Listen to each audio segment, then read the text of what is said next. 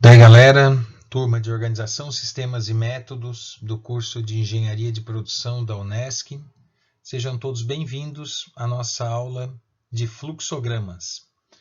Nós vamos estudar os fluxogramas principalmente porque eles são um importante meio de representação dos processos em qualquer tipo de organização, sejam organizações de manufatura, de varejo ou serviços. Os fluxogramas, eles representam uma importante ferramenta para que nós consigamos analisar os processos. Bom, quando não se sabe qual é o caminho que o processo ele vai percorrer, a gente corre o risco de fazer um caminho muitas vezes maior do que é o necessário. E quando a gente faz isso, a gente acaba gastando, consequentemente, muito mais recursos do que o necessário para atingir os objetivos que são traçados. Muitas vezes, esses recursos são preciosos e eles poderiam ser utilizados em outras operações, que podem, ou eles podem até mesmo estar onerando um determinado processo. Fazer o desenho do fluxo do processo, portanto, vai ajudar a entender qual o melhor caminho por meio da modelagem do fluxo de tarefas e atividades. A representação visual, ela nos ajuda sempre a compreender melhor o fluxo e também a modelar esse processo. É importante ressaltar também que é sempre possível desenhar o fluxo de qualquer que seja o processo. A partir então dos indicativos vistos até agora, a gente pode dizer que um fluxograma nada mais é do que uma representação gráfica da sequência de atividades de um processo. E ele reúne algumas características, como, por exemplo, demonstrar o que é realizado em cada uma das etapas desse processo, identificar qualquer tipo de material que entra ou que sai de uma operação e as decisões que devem ser tomadas e as pessoas que estão envolvidas, ou seja, os departamentos. Ele também deve tornar mais fácil a análise de um processo por meio da identificação de entradas, saídas e dos pontos críticos do processo. Esses pontos críticos geralmente vão estar imbuídos também num processo de tomada de decisão, e ele auxilia a identificar oportunidades de melhoria. Aliás, esse é um ponto importante, porque o fluxograma ele serve justamente para que a gente consiga desenvolver um olhar mais aprofundado dentro de um processo, para que a gente possa buscar constantemente aprimorar esse processo. Bom, sobre os símbolos que são utilizados nos fluxogramas, os mais comuns são esses que estão dispostos aí nessa tabela para vocês, onde a gente pode identificar o símbolo de terminal, que é aquele que aparece no início e no fim do fluxo, o símbolo de processamento, que é o mais comum, né? Esse retângulo que representa um processo, uma atividade manual ou as atividades que devem ser desenvolvidas naquele momento, o símbolo de documento, que representa um documento físico ou até mesmo virtual, um relatório, um formulário, uma ficha, o símbolo de emissão de documento, que é o mesmo símbolo de documento com um detalhezinho ali no canto direito que vocês podem ver. Eu tenho o símbolo de decisão, que é aquele que vai gerar uma tomada de decisão, um sim ou um não, um possível ou impossível. O símbolo de processo pré-definido, que representa o ponto limítrofe de intersecção entre processos, significando que há necessidade de haver uma preparação, uma mudança antes de partir para o próximo processo. O símbolo de microcomputador, que representa uma entrada e saída de dados no sistema de informação gerencial. Então, quando esse símbolo aparece, deve haver, naquele momento, uma entrada ou uma saída de informação do sistema. E nós temos os dois arquivos, o arquivo definitivo e o arquivo provisório de materiais ou documentos.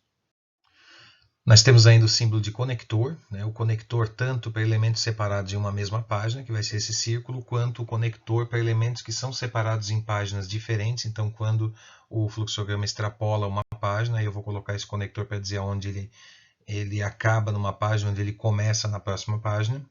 O símbolo de entrada e saída, que representa dados que estão disponíveis para entradas ou saídas, bem como recursos utilizados ou gerados. Então, quando esse símbolo aparece, nós temos como resultado daquele processo um dado que fica disponível ou um dado que vai estar disponível para entrar naquele processo. E o símbolo de comentário e nota, que é essa chave que vocês podem ver aí. Bom, rapidamente, algumas normas básicas para o fluxograma que devem ser seguidas é que todos os símbolos devem ser unidos por uma linha de fluxo, por uma seta. É um símbolo de processo, podem chegar várias linhas, mas só pode sair uma dele, né? Então, eu posso ter vários processos chegando em um, mas desse processo sai apenas uma linha. Todo fluxograma deve possuir um início e um fim.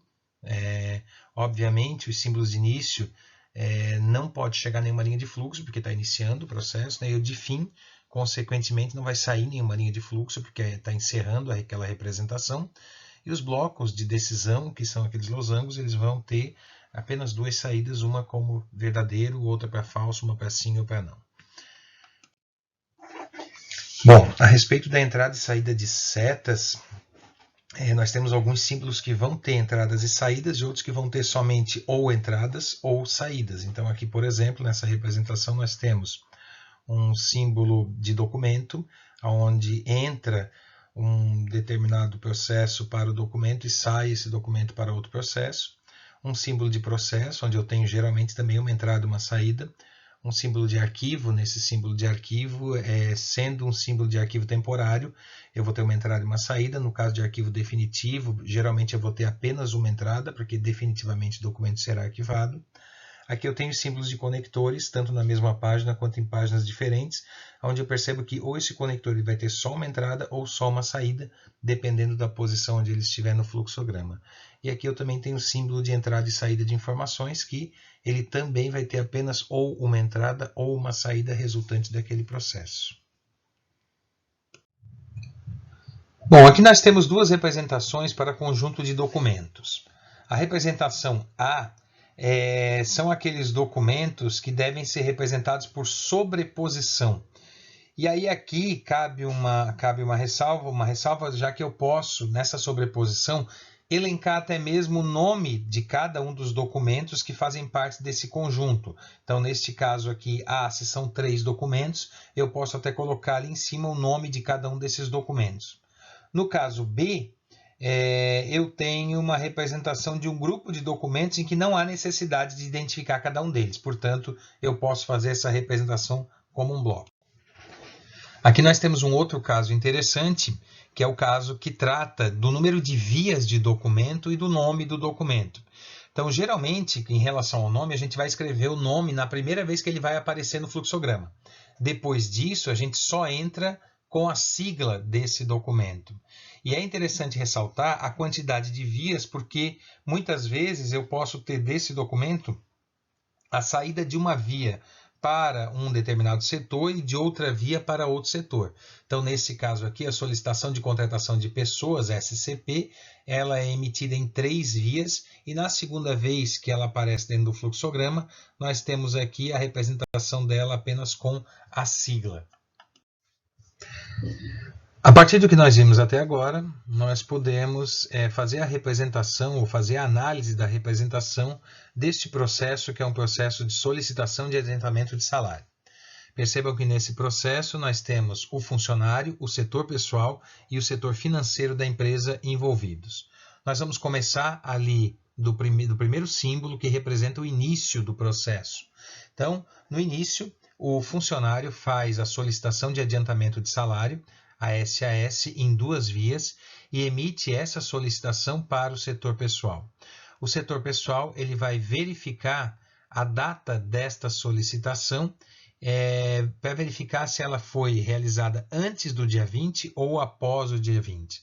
Se foi antes do dia 20, essa solicitação ela vai ser reenviada para o funcionário, porque a empresa, obviamente, não vai fazer esse adiantamento do salário quando ele for solicitado antes do dia 20. E o funcionário vai receber a sua SAS e vai fazer o arquivamento. Se foi depois do dia 20, essa SAS ela tem uma das vias arquivada no setor pessoal e a segunda via encaminhada para o setor financeiro para que seja realizado o adiantamento.